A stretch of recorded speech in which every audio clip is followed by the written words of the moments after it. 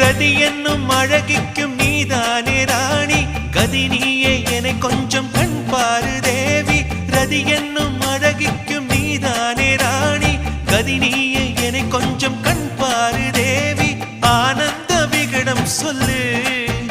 என்னை பேரின்ப நதியில் தள்ளு